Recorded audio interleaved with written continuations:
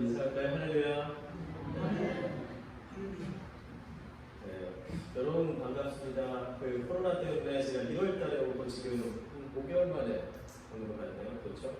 1월달에 이제 3개월 했어야 되는데 착각해서 4개월 해가지고 이제 다시 3개월 하고 그다음에 이제 5개월, 6개월 이렇게 넘어갈 텐데요.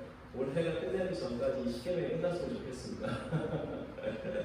그래 여러분들 많이 피곤하시고 또 힘드실 텐데 이 저녁 시간까지 잊지 않고 모이셔서 예배드리고 또 마스크 불편함을 또 극복하면서 이렇게 함께 주님께 영광을 드린다는 게 얼마나 좋은지 모르겠습니다. 잠시 기도하겠습니다. 하나님, 여기에 모여있는 하나님의 귀한 백성들이 하나님의 법을 배우고 그 법대로 살아가는 것이 무엇인지 이 세상에 알고자 합니다. 많은 교회가 법에 의해서 살아가는 것이 억압과 폭력적이고 불편하다고 사람들은 이야기합니다. 마치 성경에서 말하고 있는 여러 가지 하나님의 율법과 말씀이 우리를 얼감매고 또 우리를 힘들게 만든 것이라고 생각하는 사람들이 많이 있습니다. 이 때문에 교회 오기를 두려워하고 예수 그리스도를 믿는 것에 대해서 부담을 느끼는 사람들이 있습니다.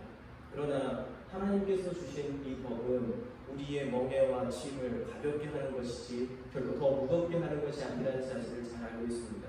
이 십계명을 공부함을 통하여서 하나님께서 주신 그 율법이 우리를 오히려 자유케 만들고 또 우리를 더욱더 가볍게 만들며 이 세상에서 살아가는 충분한 지혜를 우리에게 허락해 준다는 사실을 깨달아 이 말씀에 따라서 살아갈 수 있는 힘을 허락하여 주시옵소서. 예수님의 이름으로 기도합니다. 아멘. 이 3계명의 내용을 하루에 다 하기는 힘들 것 같고요. 그리고 그래서 이번 주에 하나, 그리고 또 다음 달에 돌아온 주에 또 하나 해가지고 이 2개로 나눠서 여러분들 하는 게 좋겠다는 생각을 했습니다. 이 10계명과 관련된 내용을 여러분들과 작년부터 나누면서 한 번에 하나씩 끝내려다 보니까 이제 무리를 해가지고 이 많은 정보와 많은 내용을 한꺼번에 했던 것 같아요. 그래서 저도 좀 전략을 바꿔서 한 계명 가지고 2번을 해야겠구나. 여러분들이 이해를 돕기 위해서 그리고 더 깊이 있는 이해와 기도를 위해서 그렇겠구나라는 생각을 합니다. 그래서 이 3계명을 오늘 전반부를 한번 하고 그리고 다음 달에 후반부를 여러분들과 함께 나누겠습니다.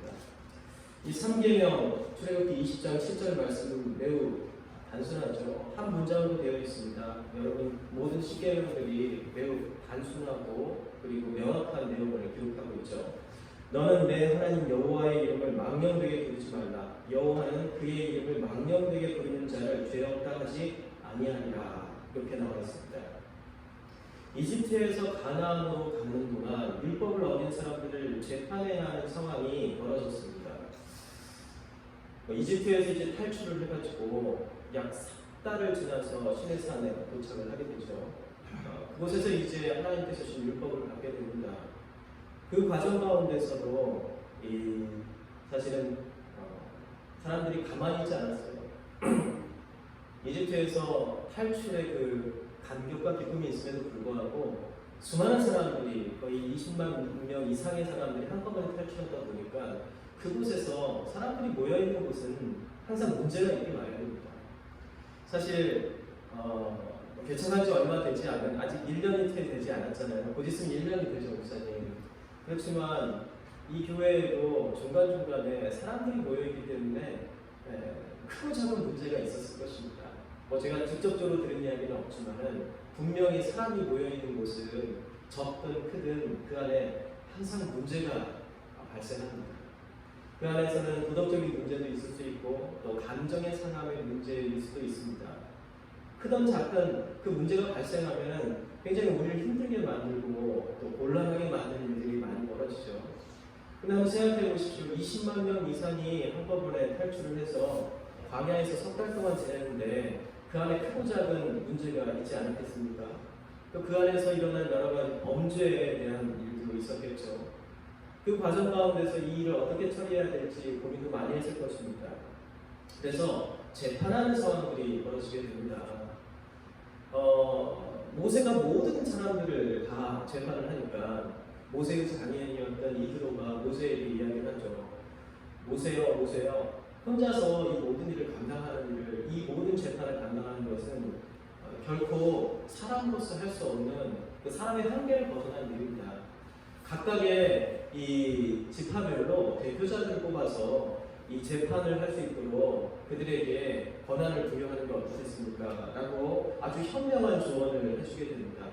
그러면서 이제 여러 가지 짐들을, 이 재판으로 인한 짐들을 걸게 되죠. 이러한 재판과 관련된 아주 구속조항, 이 십계명에는 구속조항들이 굉장히 디테일하게, 아주 자세하게 나와 있는데요. 이 구속조항들이 만들어지게 됩니다. 이 구속조항에는 성적인 문제, 도둑질을 할 경우, 그리고 부모를 공경하지 않을 경우, 살인을 할 경우, 사기를 친 경우 등 여러 인간 사회에서 일어날 수 있는 수많은 범죄와, 그리고 인간관계에서 일어날 수 있는 오해와, 그리고 거짓말과 관련된 여러 조항들이 이곳에 있고, 또 이러한 일들이 벌어졌을 때 어떻게 처벌을 해야 되고, 또 손해를 봤을 때 어떻게 배상을 해야 되는지 그 배상의 기준이 비교적 아주 상세하게 기록되어 있습니다. 이것을 근거로 사람들의 분쟁과 죄를 조정하고 판단해주면 되었던 것이죠. 그렇지만 인간들 사이의 어떤 문제점들에 대해서는 이 구속조항을 통해서, 이 구속법을 통하여서 재판이 이루어졌지만 하나님께 짓는 죄, 인간이 하나님께 짓는 죄에 대해서는 상세하게 어떻게 배상을 해야 될지, 어떻게 재판을 하고 어떤 처벌을 내려야 할지에 대해서 이 상세하게 기록되어 있지 않습니다. 하나님께서 그 기준을 주시지 않았다는 거예요.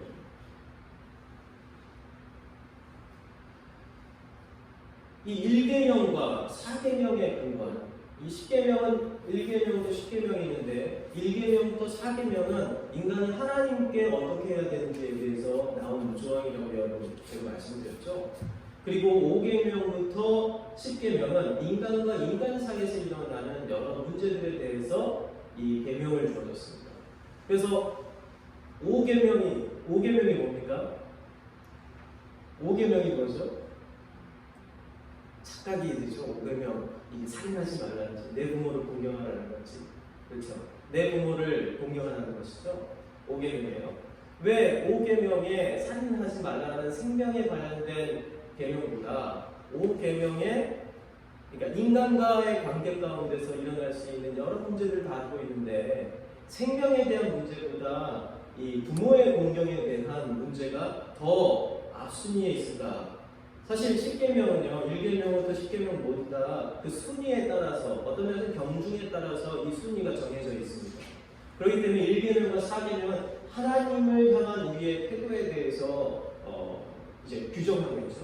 굉장히 중요하다는 겁니다. 인간과 인간 사이의 관계보다 인간이 하나님과의 관계가 훨씬 더 중요하다는 것을 이 10계명은 이야기를 하고 있어요.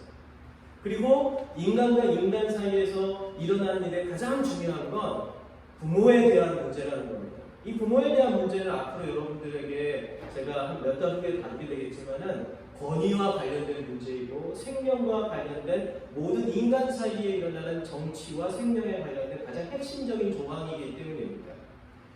생명은 어디서부터 나오죠? 부모로부터 나옵니다. 우리 어머니와 아버지라는 그 부모를 통해 가지고 이 생명이 전달되었죠. 그럼 권위는 어디서부터 나오죠? 부모로부터 나옵니다. 이 세상에 있는 모든 권위는 부모라는 권위를 기본 바탕으로 해서 나오기 때문에 이 권위와 생명의 문제, 이 두 가지는 이 부모 공경으로부터 나오기 때문에 인간 사회에서 가장 핵심적인 근간이 되는 문제인 것이죠. 그래서 이 부모 공경이 제일 먼저 나오는 것입니다. 앞에 나와 있는 1계명과 4계명은 하나님과의 관계죠.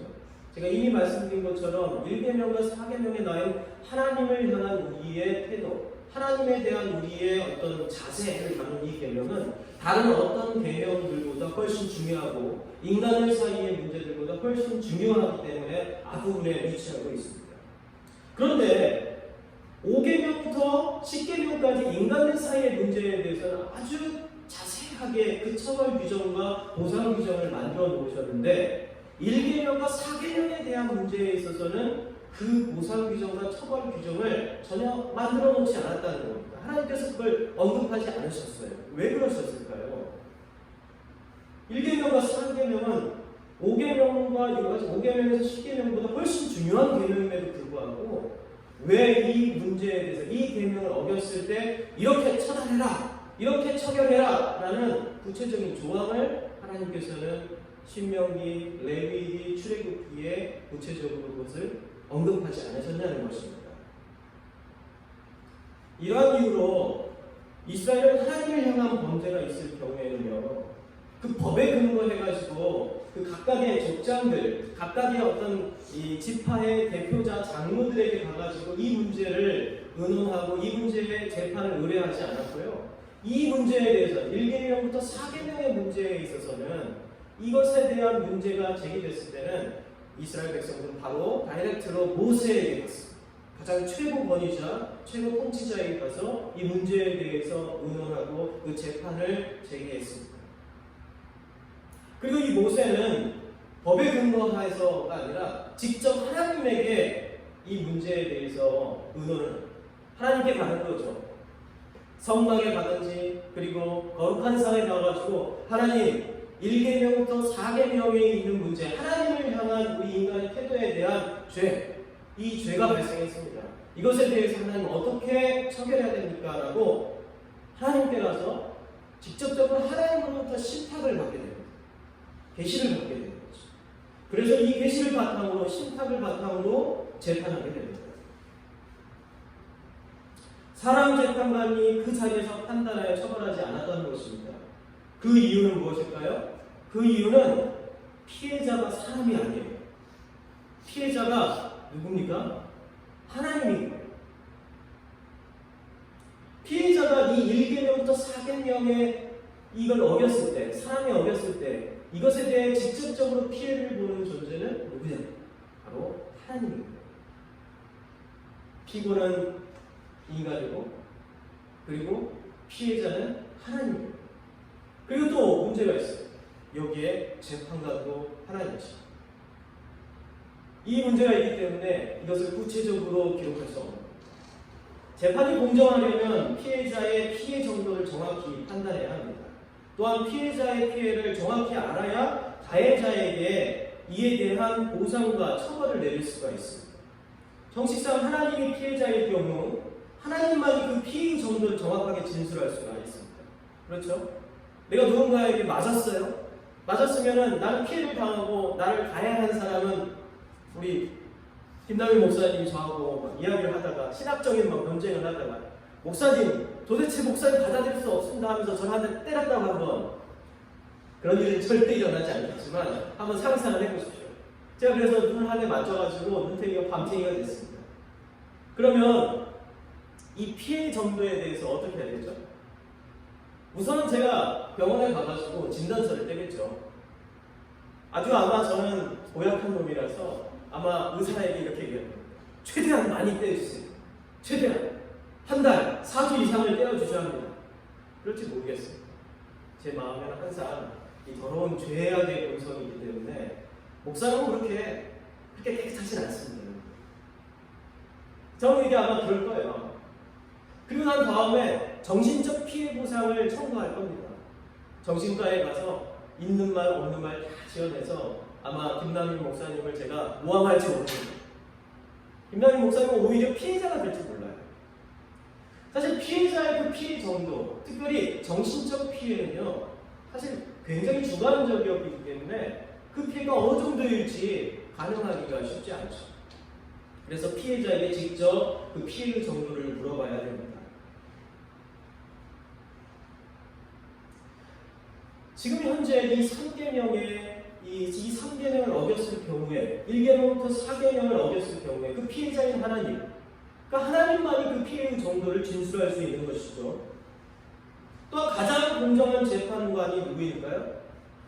가장 공정한 재판관은 사실은 하나님이십니다. 그렇기 때문에 자신의 피해를 공정하게 판단할 수 있는 것도 하나님이시죠. 이를 두고 여러분 이렇게 얘기할지 모릅니다. 만약에 재판관이, 인간 재판관이 자기가 피해자이면서 자기가 피해당한 것을 자기 스스로 재판을 한다면 여러분 이걸 공정하다고 얘기할 수 있나요? 공정하지 않죠. 네. 그런데 하나님은 달라요. 하나님은 자신의 피해를 가장 공정하게 이야기하면서 또 그 피해에 대해서 가장 공정하게 재판하실 수 있는 유일한 분이십니다. 인간이 아니십니다. 하나님은 공의롭고 정의로우신 분이기 때문에 그냥 저처럼 없는 피해, 있는 피해 모두 다 지어내가지고 김남희 목사님을 공경에 빠뜨리는 그런 나쁜 짓을 하는 분이 아니세요. 오해하지 마십시오. 이건 설정이니까. 네. 혹시 뭐 진짜 제가 그러리라고 생각하시면 안 됩니다. 네. 이 천원 바닥에 저의 이름이 이상하게 도배되는 일이 없도록 여러분 주의 부탁합니다. 그러니까 하나님은 공정한 재판관이시면서 자신의 피해에 대해서 공정하게 판단하실 수 있는 유일한 분이십니다. 하지만 이 사건이 인간들 사이에서 일어난 일이라면 이건 비난이 가능하지만 인간이 신을 향해 범죄한 죄라면 그 자체가 인간이 생각하는 재판의 범주를 넘어서서 사람의 지혜를 뛰어넘는 중대한 상상할 수 없는 그런 사건이 됩니다. 그러니 이 죄의 깊이와 넓이는 누가 알 수 있겠습니까? 교부 안센이라는 분이 이렇게 얘기했어요. 인간이 하나님을 대항한 죄는 하나님은 무한하신 분이기 때문에 무한자를 향한 죄이기 때문에 인간의 죄의 깊이와 넓이도 무한대라고 주장했습니다. 하나님은 무한하신 존재이죠. 우린 유한한 존재입니다. 시간과 공간 사이에 제한되고 육체를 가진 존재인데 이러한 존재가 하나님을 향해서 무한하신 하나님을 향해서 피해를 입혔다면 그 피해의 정도를 어떻게 가늠할 수 있겠습니까? 예를 한번 들어볼게요. 제가 예전에 분당의 아주 큰 교회에서 이제 부교역자로 사역할 때가 있었습니다. 그 이후에 사역한 지역은 이제 강남에 있는 논현동에 있는 꽤 큰 교회였습니다. 근데 그 교회를 제가 처음 부임할 때 주변에 있는 많은 사람들이 저에게 이렇게 조언했습니다. 이춘성 전도사님, 그때 전도사였죠. 전도사님, 이 전도사님 차량 보험을 올리십시오. 그곳에 가면 외제차들이 많기 때문에 그리고 고급 수용차가 많기 때문에 잘못해서 당신이 차를 사고를 내면 거기에 대한 피해 보상을 당신이 한 것보다 훨씬 많이 내야 할 상황입니다. 여러분, 국산차가 부딪히면 그거에 대해서 감당할 수 있어요. 그러나 외제차와 제 차는 저희 와이프의 말에 의하면 티코라고 합니다.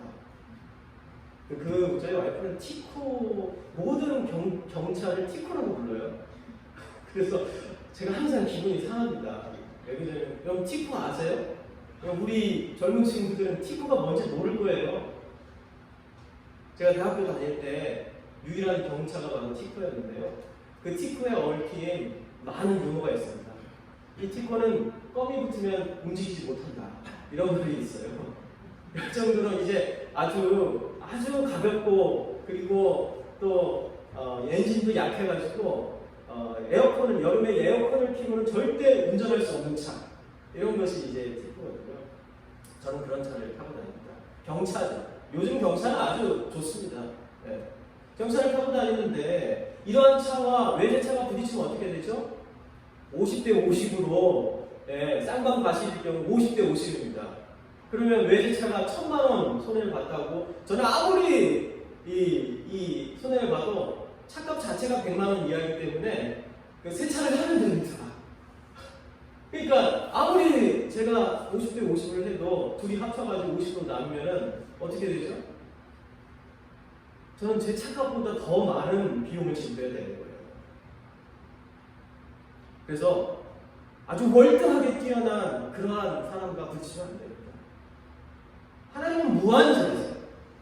무한자에게 우리가 피해를 입힌다는 것은 무한한 보상을 해야 한다는 의미라는 겁니다. 그래서 중세의 이 안셈이라는 그 목사님은 이 내용을 이렇게 얘기했어요. 이러한 이유로 인간이 하나님을 향해 지은 죄를 계속하기 위해서는 인간 스스로 그것을 계속할 수 있는, 그걸 보상할 수 없다는 겁니다. 그래서 무한자이신 하나님의 아들 예수 그리스도가 이 땅에 오셔서 우리 대신에 십자가를 지셔야만이 이 죄를 보상할 수 있다라고 주장을 했습니다. 예수 그리스도의 십자가는 그 어느 누구도 대신할 수 없는 무한 속죄라는 거죠. 무한 보상이라는 거죠. 왜요? 예수 그리스도께서 무한한 존재이시기 때문입니다. 유한한 존재, 이 세상에 있는 모든 인간들을 다 합해가지고 다 죽여도 무한하신 하나님께 우리가 입힌 피해를 보상할 수 없다는 거예요. 결국 그것을 극복할 수 없다는 거예요. 그러나 무한하신 하나님의 아들 예수 그리스도께서 오셔서 십자가를 지실 때 비로소 우리가 지은 모든 죄들이, 하나님을 향해 지은 1계명부터 4계명에 있는 모든 죄들이 극복될 수 있고 보상될 수 있다. 그래서 하나님께서는 우리를 진심으로 사랑하셔서 이 땅에 자기의 아들, 무한하신 자기의 아들을 보내심으로 우리를 위하여서 희생시키고 또 우리를 위하여 죽이심으로 우리의 죄를 대신하셨다. 그것이 하나님의 사랑이다. 성부 하나님의 사랑이다. 공의롭고 정의로우신 하나님께서 이 모든 것들을 대신하기 위해서 사랑의 하나님이신 그 하나님께서 자기 아들을 죽이심으로, 무한하신 하나님의 아들을 죽이심으로 우리의 죄를 대신하셨다라고 말씀을 이야기했습니다.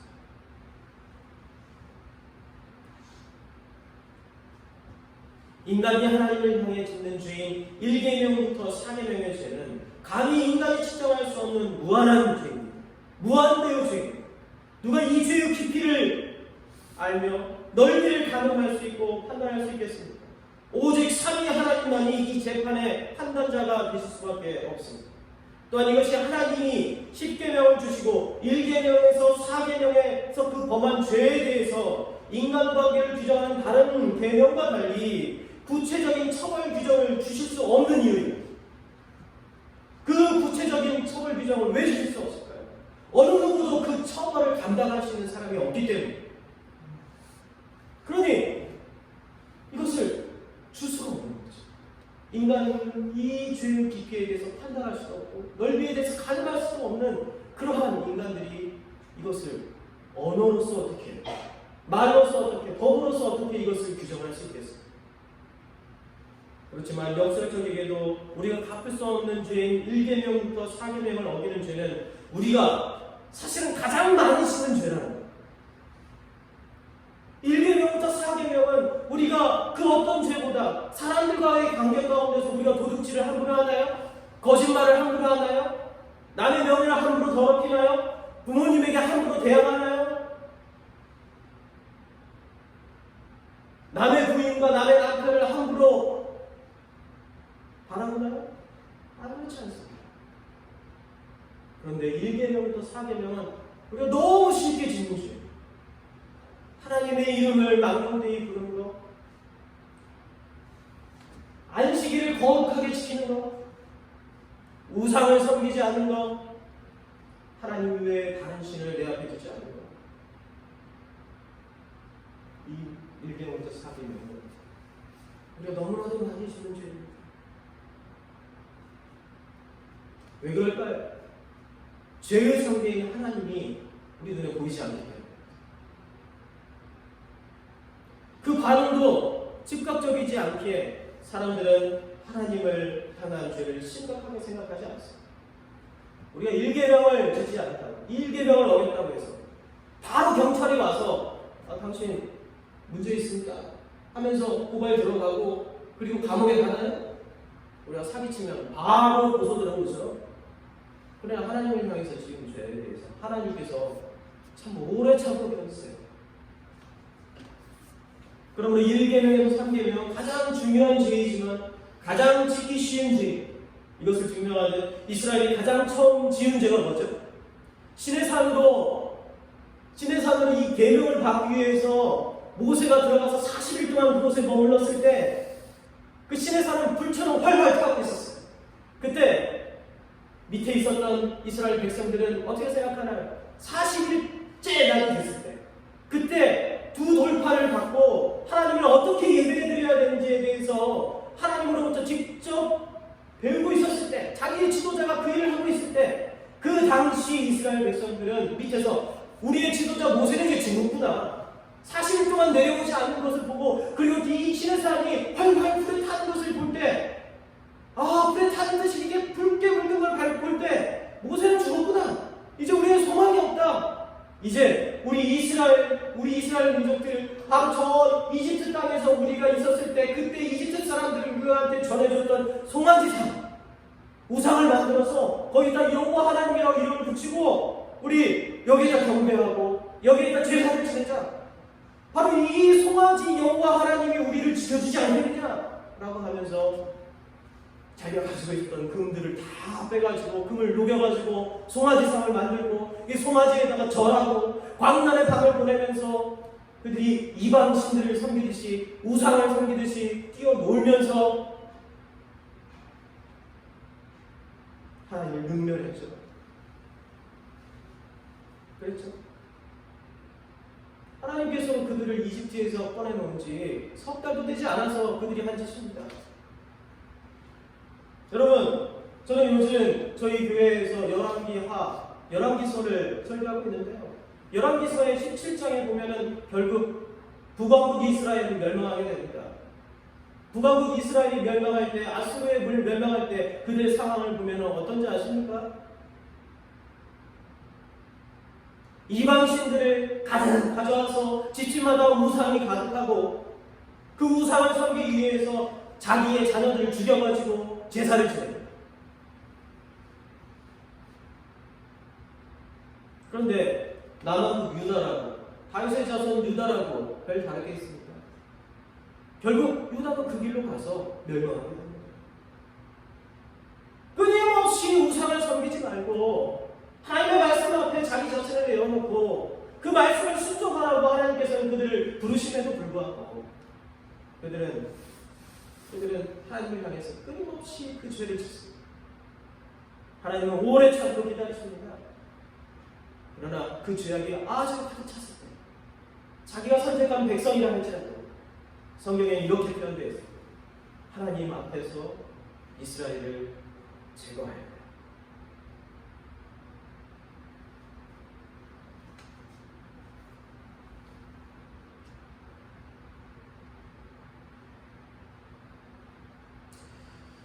이 계명을 어긴 우상숭배의 죄. 이때 모세가 저 시내산에서 내려와 이 죄의 처벌을 하나님께 묻습니다. 그리고 레위인을 통해 우상숭배에 주도적으로 참여했던 사람들을 사형시킵니다.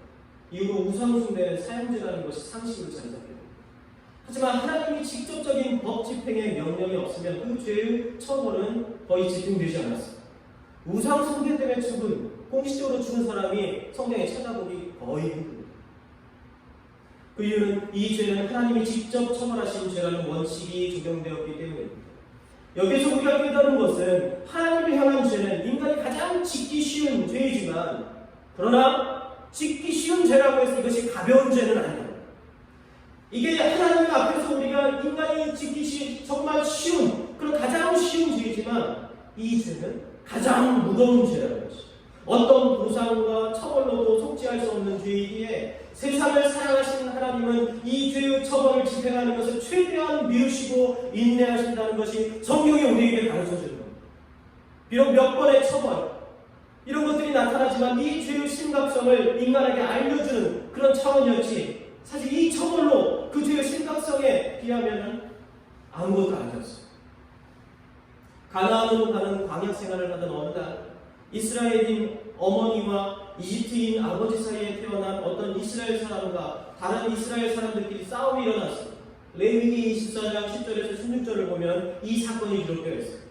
싸움 도중에 어머니는 이스라엘인이지만 이스라엘 사람이지만 아버지가 이집트인이었던 이 사람의 입에서 이런 말이 나옵니다. 여호와 하나님의 이름을 모독하고 저주하는 말이 그곳에서 갑자기 튀어나오는 겁니다. 그동안 아버지가 이집트 사람이었기 때문에 사람들로부터 서러움을 당했어요. 네 아버지 이집트 사람이잖아. 같이 탈출해서 나오긴 했지만 네 아버지 이집트 사람이니까 네가 그런 거 아니야? 이런 서러움을 당했을지 몰라요. 그래서 홧김에 갑자기 나온 말이 좀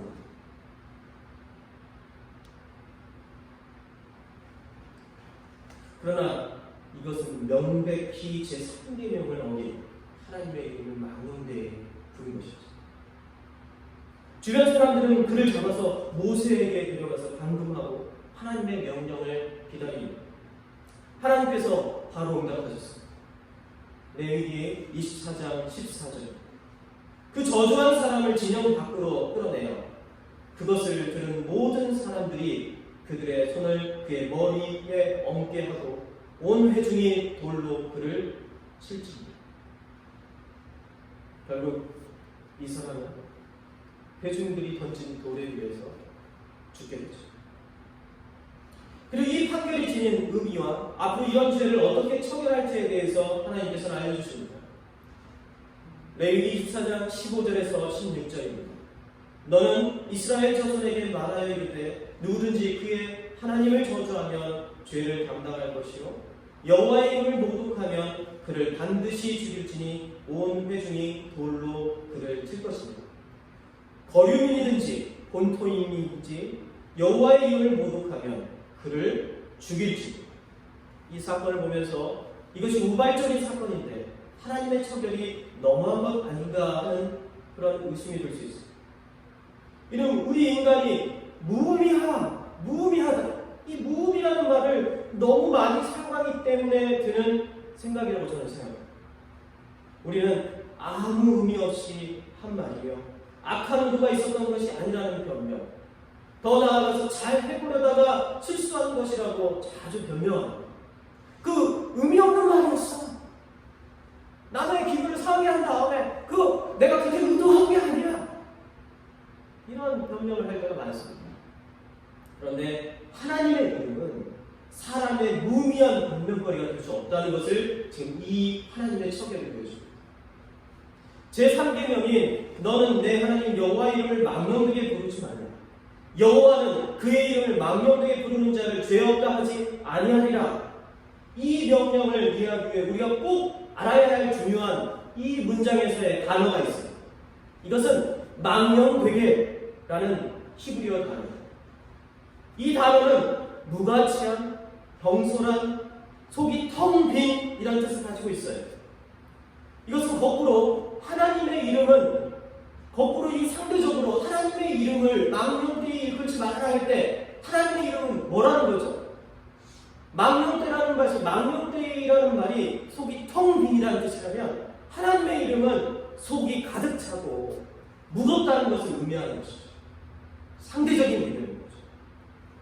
누군가의 이름을 부르는 것은 단지 이름을 부르는 것이 아닙니다. 이름을 부르는 것은 그 존재를 부르는 겁니다.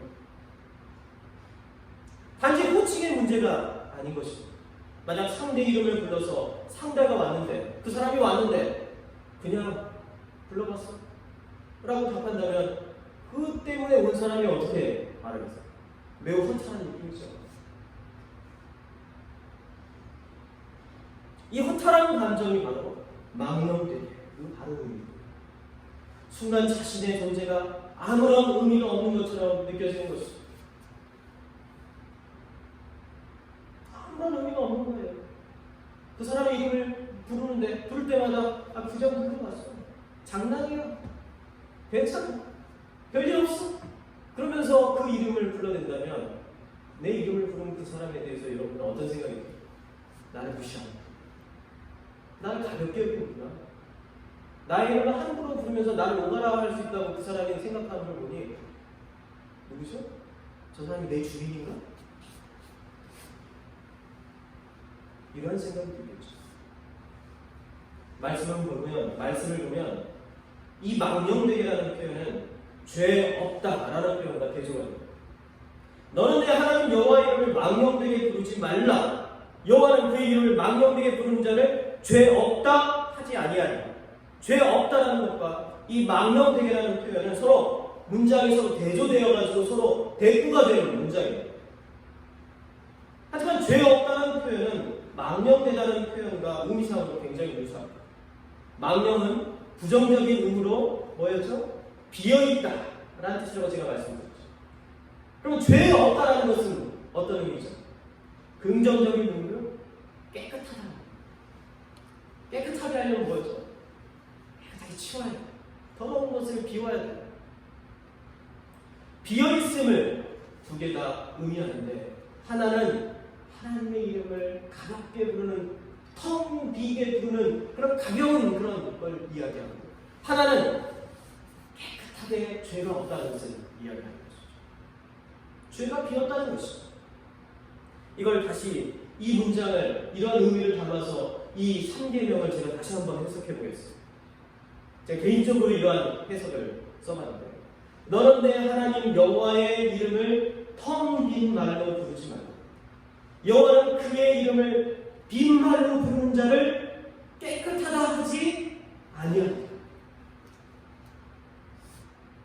무의미하게 부르는 자는 죄 없다 하지 아니하니라.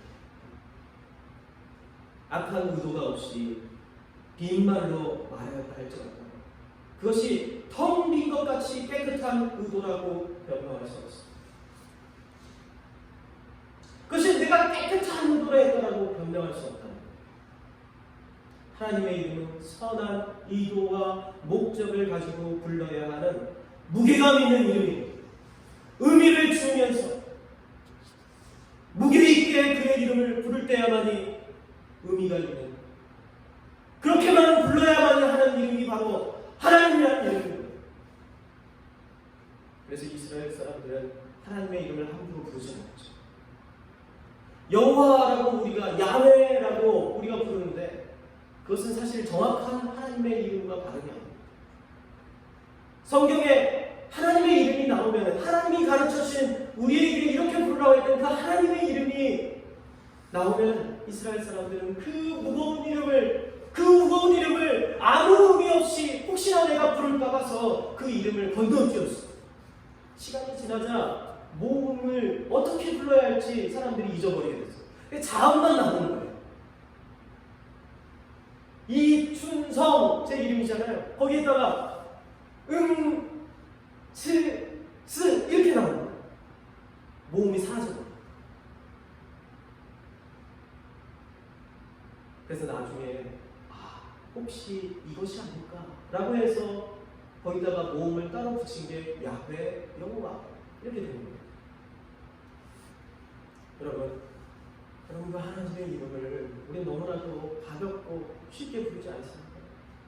예수님의 이름을 너무 가볍고 쉽게 부르지 않습니까? 주여 주여 하는 자마다 천국에 갈 것이 아니라고 예수님께서 말씀하셨죠. 저 하늘나라에 가서 어떤 사람이 지옥에 떨어져 이렇게 얘기합니다. 하나님, 저는 주님의 이름으로 하나님의 이름으로 예언도 했고 병도 고쳤고 귀신도 내쫓았습니다. 그러자 하나님이 그에게 뭐라고 얘기하셨죠? 난 너의 이름을 알지 못한다. 너는 내 이름을 너의 사리사욕을 지우고 텅 빈 말로 아무 의미 없이 나의 이름을 불러왔다. 나는 나의 이름을 그렇게 부르는 자를 결코 알지 못한다. 예수님께서 말씀하시네요.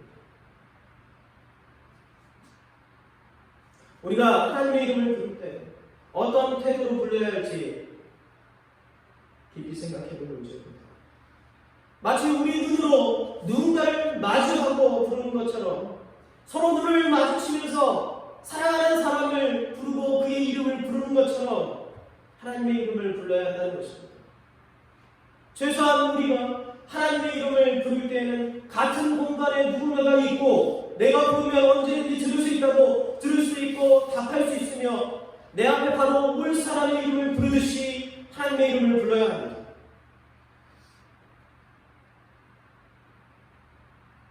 바로 옆에 우리가 마주하고 있는 그 사람의 이름을 우리는 아무 의미 없이 부르려고 하지 않죠.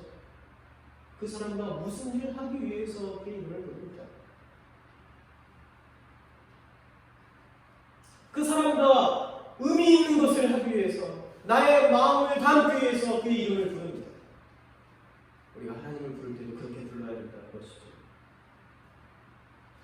하나님 하면 하나님이 멀리 계시는 게 아니에요. 바로 이 자리에 계시고 우리가 부르는 그 순간 우리의 마음속에는 하나님이 멀리 있는 것처럼 바로 내 손을 잡아주지도 않고 눈에 보이지도 않고 그리고 접촉할 수도 없기 때문에 사람과 같이 그렇게 할 수 없기 때문에 하나님 멀리 있는 것처럼 느꼈어요? 결국 그러지 않습니다. 하나님은 언제나 우리와 함께 계세요. 내가 하나님의 이름을 부를 때 그 하나님은 바로 내 코앞에 계십니다. 내 입 앞에 계십니다. 내 눈앞에 있고요. 하나님은 하나님의 눈동자 안에 우리를 담아 계십니다.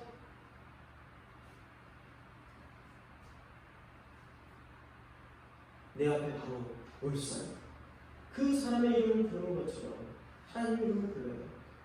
하나님이 눈에 보이지 않는다 하며 그분을 멀리 다른 나라에 있는 분처럼 취급해서는 안 됩니다. 하나님은 어느 누구보다 지금 우리 가까이에 우리 앞에 마주하고 계십니다. 저는 확신합니다. 바로 이 자리에 여러분 앞에 하나님이 계십니다.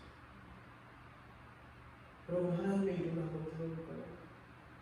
하나님, 예수님, 성령님, 그분이 여러분 앞에 지금 계세요.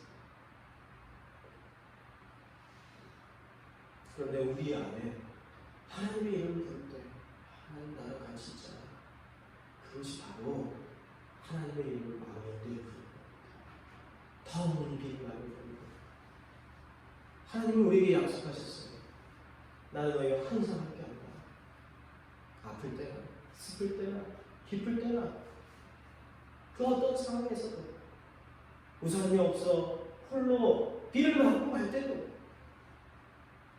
미끄러운 눈길을 걸을 때에도